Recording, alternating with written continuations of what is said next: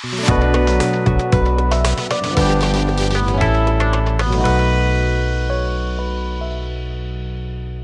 काळात आणि त्यानंतर शिक्षण पद्धतीत बराच बदल घडून आला आणि ऑनलाईन शिक्षण या संकल्पनेचा जन्म झाला।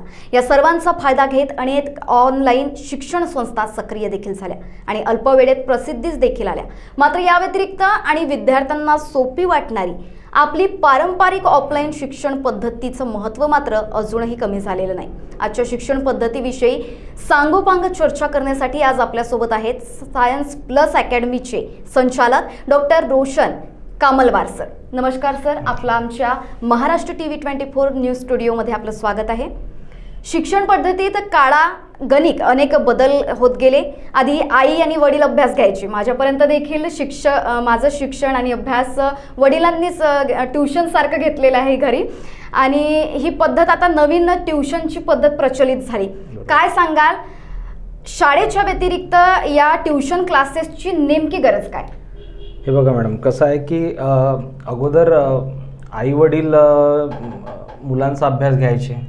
तुमचा अभ्यास आई वडिलांनी घेतला, माझा पण अभ्यास आई वडिलांनीच घेतलेला आहे आणि आपली जी जनरेशन आहे या जनरेशनमध्ये बहुतांश लोकांचा जो अभ्यास आहे किंवा आपण त्याला होमवर्क म्हणतो तो आई वडिलांनी किंवा कोणत्या तरी सिंगल पॅरेंटनी घेतलेला आहे, बरोबर।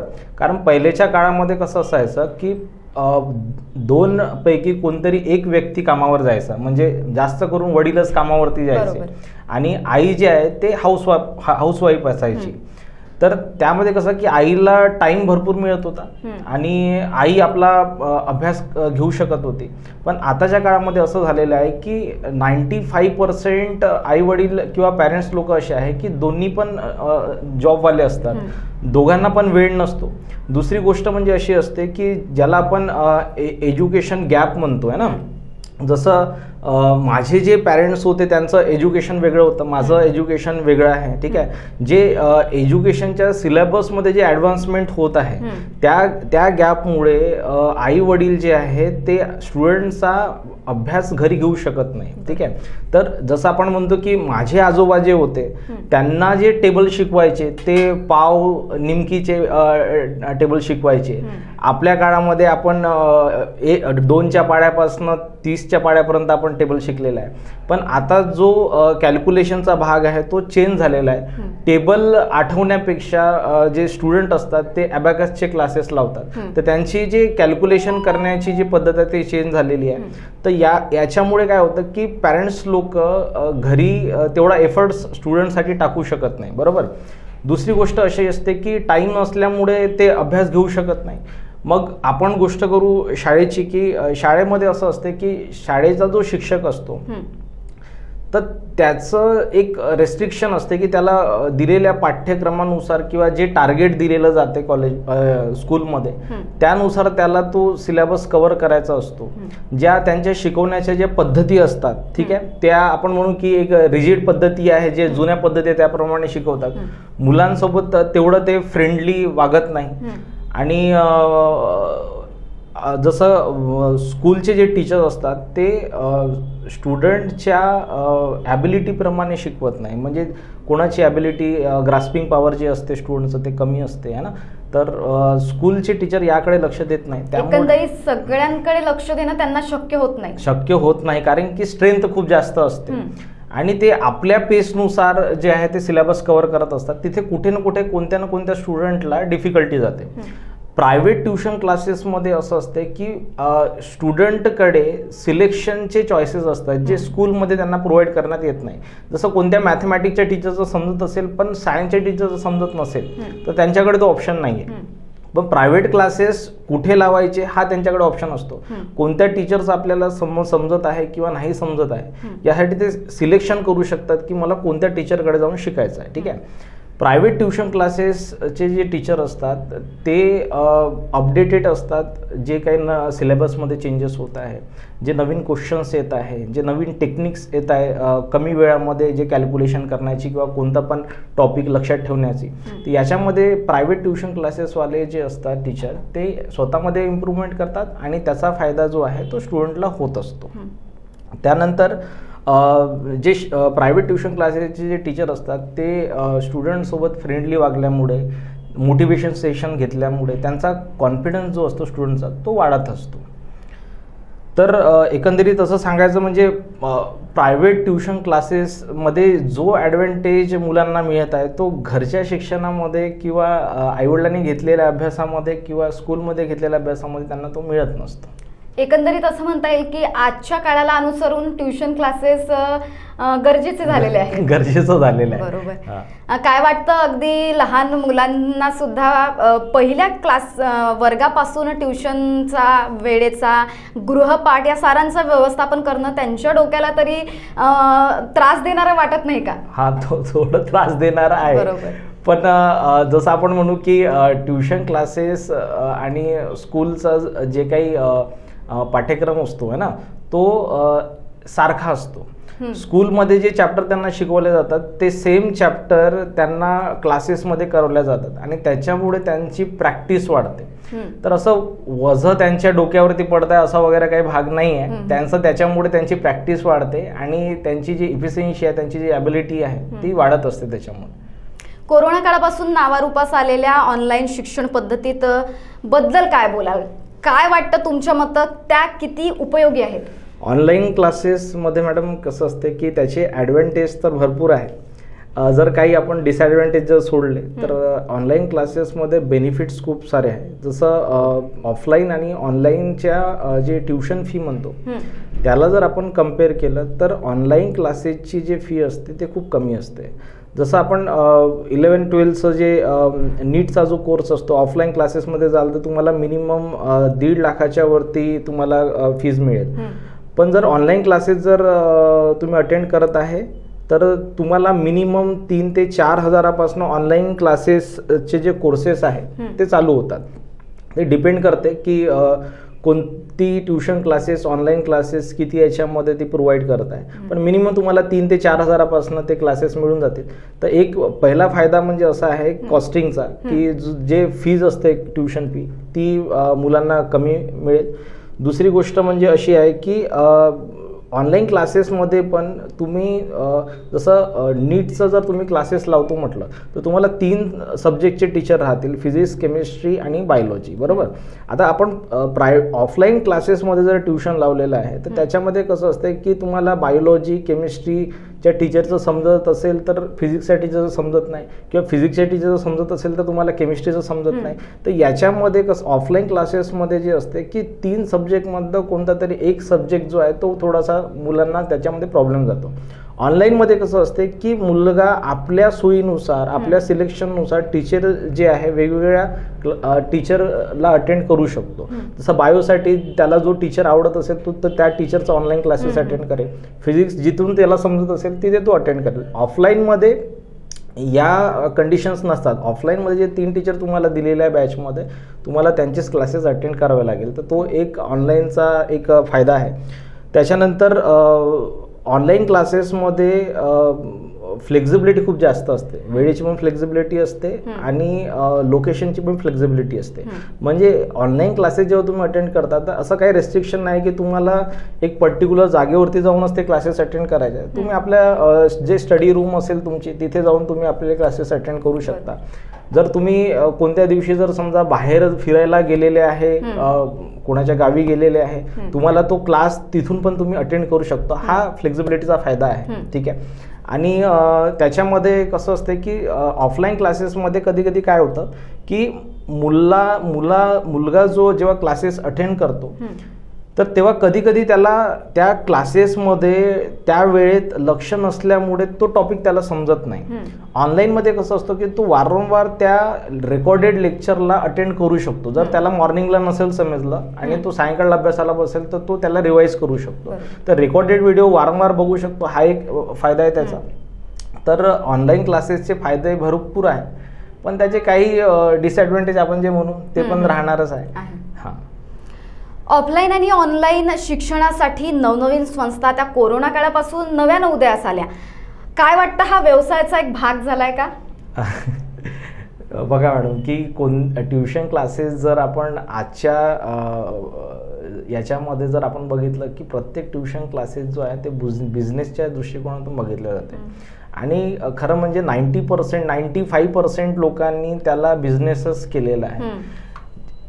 ट्युशन क्लासेसमध्ये अगोदर कसं असायचं की जो टीचर आहे, स्वतः टीचर आहे, पर्टिक्युलर सब्जेक्ट शिकवत आहे, तर तो क्लासेस घ्यायचा आणि मुलं त्या शिक्षकाच्या नावाने त्यांच्याकडे ट्युशन क्लासेस अटेंड करायला जायचे. आता कसं झालेलं आहे की भरपूर सारे असे ब्रँड आहे इंडियामध्ये की त्यांच्या फ्रँचायझी तुम्हाला अवेलेबल आहे.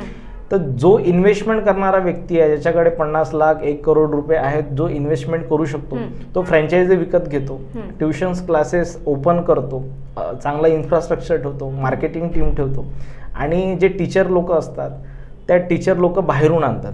तर त्याच्यामध्ये कसं होतं की हा त्यांच्या बिझनेसचा पार्ट झालेला आहे. कारण की सगळ्यांना माहीत आहे की जर तुम्ही 11-12चं जे नीट आहे किंवा जेईचा जर क्लासेस लावत असाल, तुम्हाला 2 लाखाच्या वरती फीज प्रत्येक ट्युशनमध्ये मिळेल.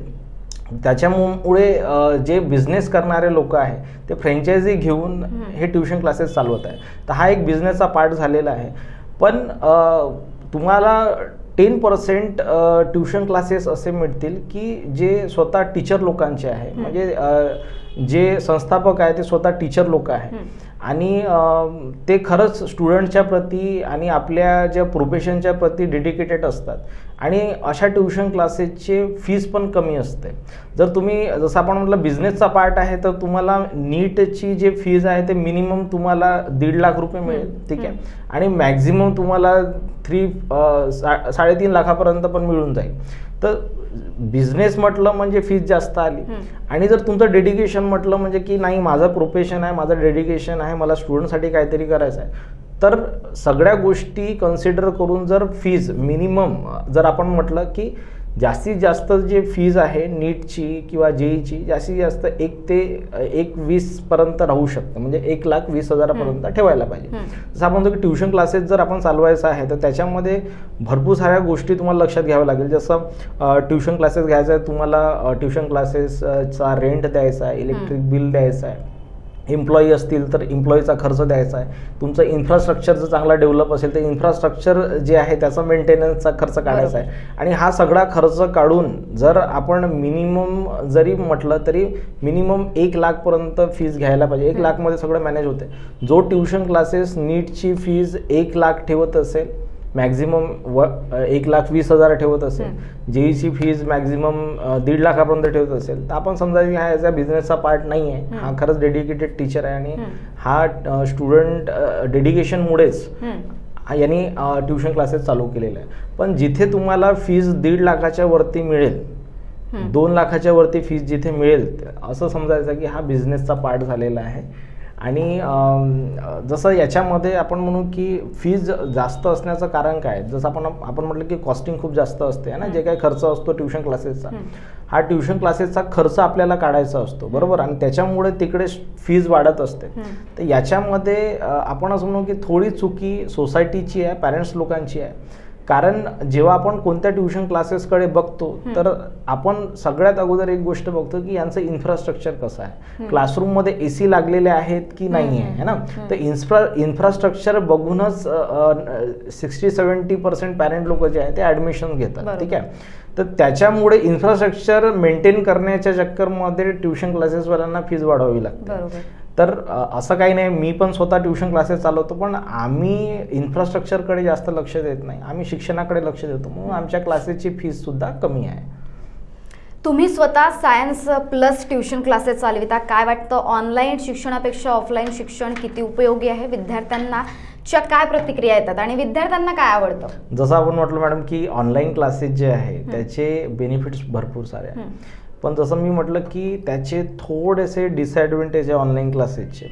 आणि जेव्हा आपण कंपॅरिझन करतो की ऑनलाईन क्लासेस आणि ऑफलाईन क्लासेस दोघांचे ॲडव्हान्टेज आणि डिसॲडव्हान्टेज या दोघांचं जेव्हा आपण कंपॅरिझन करतो तर त्याच्यामध्ये ऑफलाईन क्लासेस जे आहे, ठीक आहे, त्याचे तुम्हाला फायदे खूप सारे मिळतील. जसं आपण म्हणतो की ऑनलाईन क्लासेसचे आपण बेनिफिट्स काय आहे ते आपण डिस्कस केले, बरोबर.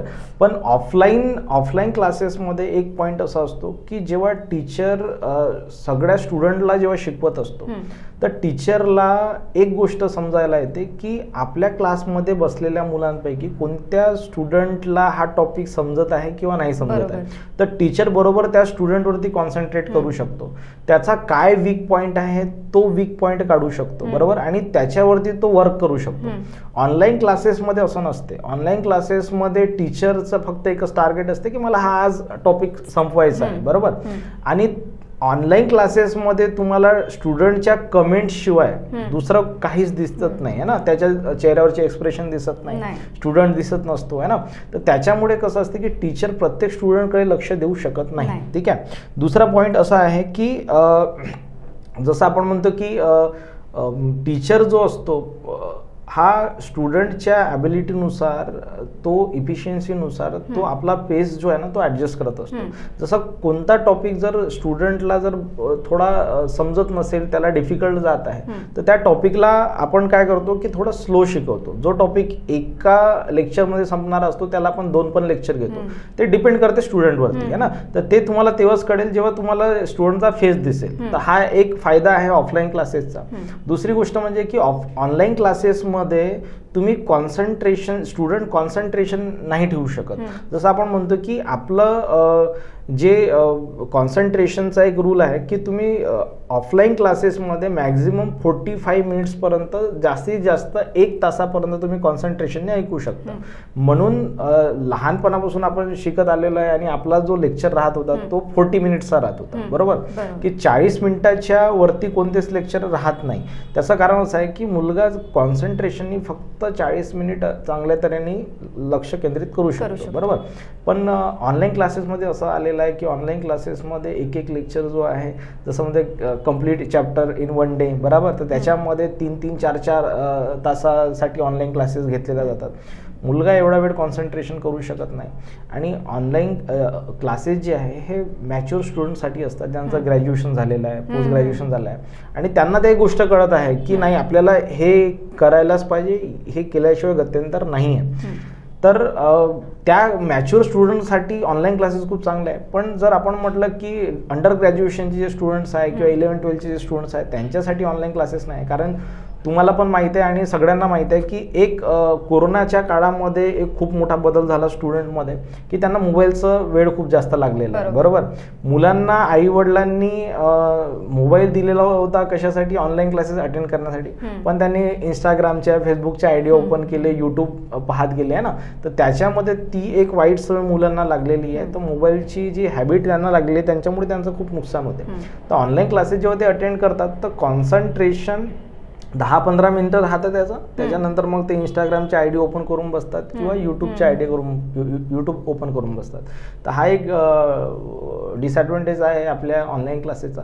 ऑफलाईनमध्ये असा नसतो. ऑफलाईनमध्ये मुलाला बोर जरी होत असेल तरी त्याला त्या लेक्चरमध्ये अटेंड राहावंच लागेल. तो मध्ये उठून जाऊ शकत नाही किंवा मोबाईलमध्ये आपलं चॅनल पलटवू शकत. इव्हन त्याचं मन दुसरीकडे असेल तरी तो शिक्षक त्याला तिथे हजर बरोबर, आणि त्याला तिथे राहावंच लागेल, पूर्ण लेक्चर अटेंड करायला. आपण घरी ऑनलाईन क्लासेस अटेंड केला, आपल्याला बोर होत असलं तर आपण सोडून चाललं जातो. त्याच्यामुळे मुलाचा जो लिंक आहे ऑनलाईन क्लासेसमध्ये तो राहत नाही. ठीक आहे. आणि जसं आपण म्हणतो की ऑनलाईन क्लासेसमध्ये टीचर स्टुडंटसोबत डिस्कस नाही करू शकणार बरोबर. त्याच्या काय डिफिकल्टी आहे, मुलाला जर कोणत्या टॉपिकवरती डाऊट असेल तर तो टीचरला डाऊट विचारू शकत नाही. आता जसं याच्यावरती कोणी ऑब्जेक्शनही घेईल की ऑनलाईन क्लासेसमध्ये तर डाऊट सेशन पण असते, पण एवढे सारे स्टुडंट असतात आणि डाऊट पण ते चॅटच्या मार्फत विचारल्या जातात. तर मुलाला क्वेश्चन टाईप करेपर्यंत टीचर खूप समोर चालला जातो बरोबर. आणि एवढे सारे स्टुडंट एकाच वेळेस जेव्हा चॅट करतात तर त्याच्यामध्ये प्रत्येक चॅटकडे, प्रत्येक मेसेजकडे टीचर लक्ष केंद्रित करू शकत नाही. आणि हा एक आहे की डिस्कशन होत नाही, डाऊट सेशन होत नाही, डाऊट स्टुडंट विचारू शकत नाही, टीचर स्टुडंटचे डाऊट क्लिअर करू शकत नाही, पॅरेंट्स मीटिंग होत नाही है ना. तर मुलाचं इम्प्रूव्हमेंट होत आहे की नाही होत आहे हे पॅरेंट्स कोणासोबत डिस्कस करणार आहे. तर ऑफलाईन क्लासेसमध्ये हा सगळा फायदा तुम्हाला मिळतो की ऑफलाईन क्लासेसमध्ये तुम्हाला क्लासेस जाऊन अटेंड करायचेच आहे, जे लेक्चर्स आहे डेली तुम्हाला ते अटेंड करायचे आहे, पेपर पेपर तुम्हाला डेली सॉल्व्ह करायचा आहे. कारण कसं असते की जेव्हा आपण क्लासेस प्रायव्हेट ऑफलाईन क्लासेस जेव्हा लावतो त्याच्यामध्ये तुमचा प्रत्येक संडेला पेपर होत असतो, बरोबर. तो पेपर तुम्हाला कंपल्सरी द्यायचा. ऑनलाईनमध्ये असं काही रिस्ट्रिक्शन नसते. ऑनलाईन टीचर शिकवतो, निघून जातो. मुलाला असाइनमेंट पाठवल्या जातात, मुलगा तो सॉल्व्ह करतो नाही करत हे जिम्मेदारी फक्त मुलाची असते है ना. त्याच्याकडे ना टीचरचं लक्ष असते ना इन्स्टिट्यूटचं लक्ष असते. तर ऑफलाईनमध्ये ह्या सगळ्या गोष्टी होत नाही. तुम्हाला पेपर सॉल्व्ह करायचे आहे, तुम्हाला जे होमवर्क दिलेला आहे, DPP दिलेला आहे त्या तुम्हाला रोजच्या रोज सॉल्व्ह करायच्याच आहे. तर मुलाचं इम्प्रूव्हमेंट टीचरला पण दिसत असतं आणि पॅरेंटला पण दिसत असतं. ऑफलाईन माझ्या हिशोबाने ऑनलाईनच्या कम्पॅरिझनने ऑफलाईन जे आहे ते बेस्ट असते. पण ज्या स्टुडंट जसं काही आपण नीटसाठी किंवा जेईसाठी काही स्टुडंट रिपीट करतात, जसं 11-12 झालं त्यांना स्कोर नाही बनला तर मग ते रिपीट करतात. तर जे रिपीटर स्टुडंट असतात ज्यांचा अगोदर अभ्यास झालेला आहे पण त्यांना रिवाईज करायचं आहे, तर त्यांना कळतं की आपल्याला काय करायचं आहे. ते थोडे मॅच्युअर झालेले असतात कारण त्यांचं ऑलरेडी एका वर्षाचं नुकसान झालेलं असते. तर या स्टुडंटसाठी मी प्रिफर करेल की त्यांनी ऑनलाईन क्लासेस अटेंड करायला पाहिजे जर ते रिपीट करताय तर. कारण त्यांना ती मॅच्युरिटी येऊन जाते की आपल्याला हे केल्याशिवाय काही गत्यंतर नाही आहे, तर ते कॉन्सन्ट्रेशननी बरोबर ऑनलाईन क्लासेस अटेंड करू शकतात. पण जे 11th मध्ये ॲडमिशन घेऊन राहिले स्टुडंट, जसं 10th मधनं आता 11th मध्ये ॲडमिशन घेतील, तर त्यांना ऑनलाईन क्लासेसच्या ऐवजी त्यांनी ऑफलाईन क्लासेसकडेच लक्ष केंद्रित करायला पाहिजे. त्याच्यामध्ये त्यांचा खूप फायदा असतो. नवीन शिक्षा नीतीबद्दल आपलं काय मत आहे?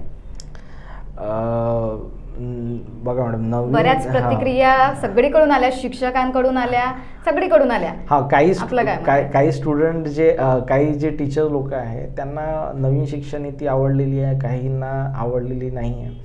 काहींनी त्याचे बेनिफिट्स खूप चांगले सांगितलेले आहे. काही असे म्हणतात की ती शिक्षा नीतीमध्ये थोडासा सुधार करायला पाहिजे. आतापर्यंत जसं नवीन शिक्षा नीतीबद्दल जेवढं मला माहीत आहे त्याच्यामध्ये डिस्कस करण्यासारखे तर भरपूर सारे पॉईंट आहे. डिसॲडव्हान्टेज माझ्या हिशोबाने कमी आहे, पण नवीन शिक्षा नीती ही खूप चांगली आहे. जसं आपण म्हटलं की तुम्ही एक प्रश्न विचारला होता की मुलांच्या डोक्यावरती बर्डन पडतं है ना.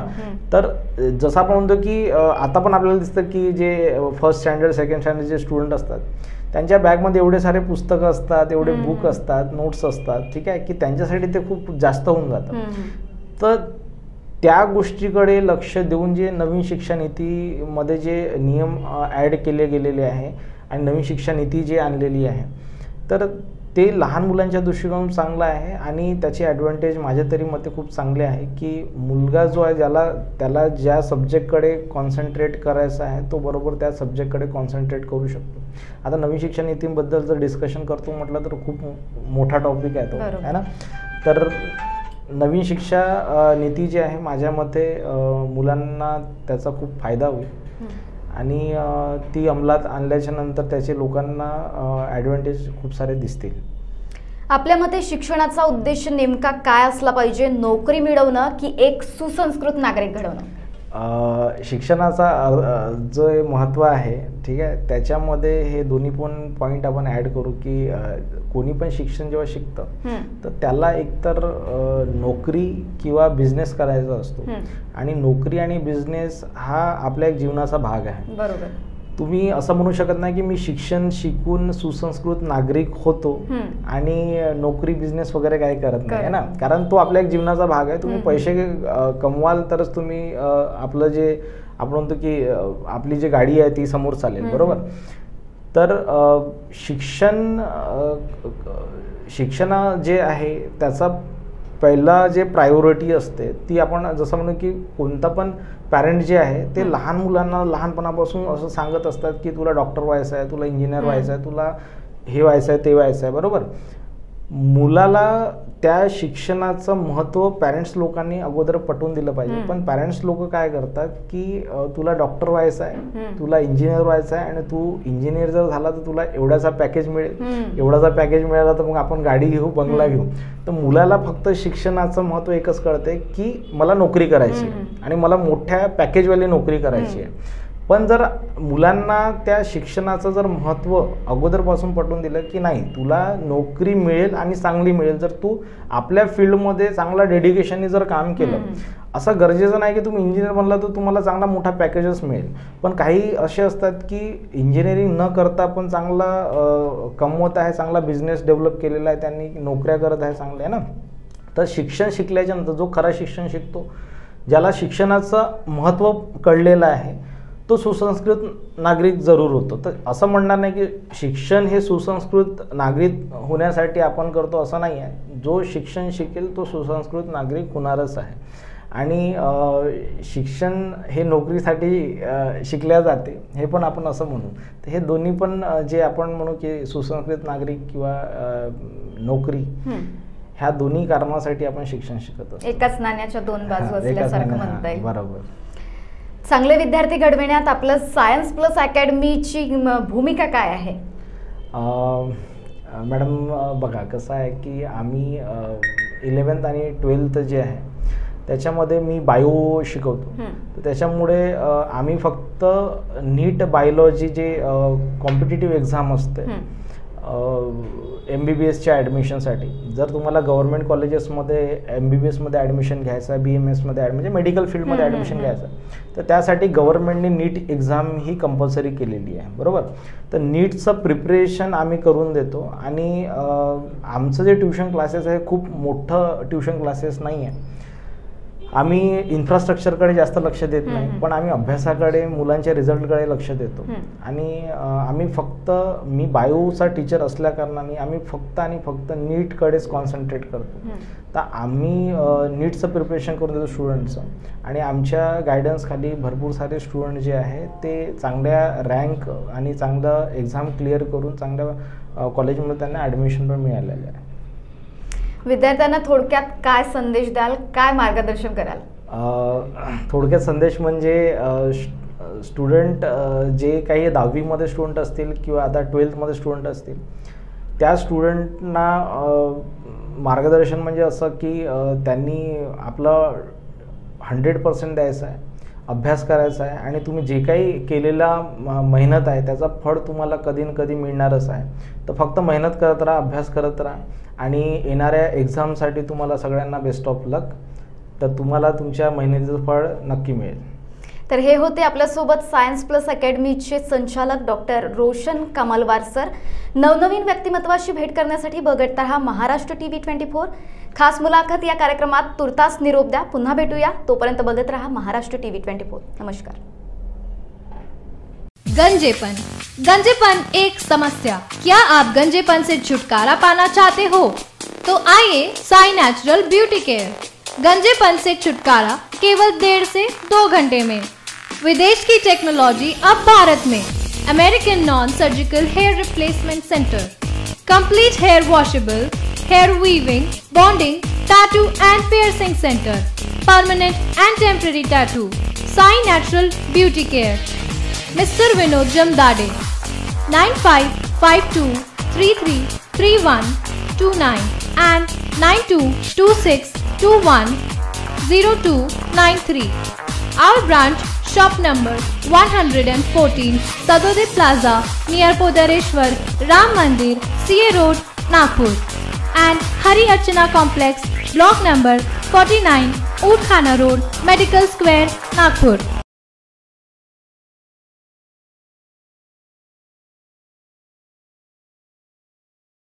मोती ज्ञान को बढ़ाने वाला व धन प्रदान करने वाला रत्न है। व्यक्ति के व्यवहार को शांत करता है और निर्बलता को दूर कर चेहरे पर कांति लाता है। ये और ऐसे अन्य शुद्ध एवं सर्टिफाइड रत्नों के लिए आइए सिर्फ लोंधी ज्वेलर्स। 25 साल का शुद्धता का भरोसा। लोंधी ज्वेलर्स, सीताबड़ी और गोकुलपेठ बाजार रोड, नागपूर। जर तुम्हाला निसर्गरम्य वातावरणाचा आनंद घ्यायचा असेल आणि काही क्षण आपल्या परिवारातील सदस्य किंवा मित्रांसोबत निवांतात घालवायची असेल तर आमच्या श्यामलीला ॲग्रो टुरिझम अँड रिसॉर्टला नक्की भेट द्या। अगदी माफक दरात फक्त 700 रुपयात तुम्ही तुमचा दिवस आनंदात घालवू शकता। प्रति व्यक्ती तुम्हाला 700 रुपये प्रमाणे Shyamlila agro tourism and resort कडून वैशिष्ट्यपूर्ण सेवा मिळेल। पर्यटकांचे पारंपरिक पद्धतीने स्वागत, चहा नाश्ता, चुलीवरचे शाकाहारी मांसाहारी जेवण, मुक्कामी राहण्याची उत्तम व्यवस्था, लहान मोठ्यांसाठी खेळणी पार्क, शिवार फेरी, पारंपरिक पद्धतीनं तयार होणारे कच्ची घाणी तेलापासून तयार केलेल्या भाज्यांचा स्वाद अनुभवता येईल, ऑर्गॅनिक भाजीपाला, फळबाग आणि त्यांची विक्री, नवनाथ आश्रम दर्शन, कोलार जलाशय फेरफटका, बिझनेस संधी, बेरोजगार व शेतीकरिता ट्रेनिंग, वाढदिवस पार्टी, लग्न, रिसेप्शन करिता बुकिंग सुरू, स्विमिंग पूल, रेन डान्स. अधिक माहिती हवी असल्यास आम्हाला संपर्क करा. सुनील पाल 9021433560, मुक्काम तेलंगखेडी, नवनाथ आश्रम जवळ, पांढुर्णा रोड, तालुका सावनेर, जिल्हा नागपूर.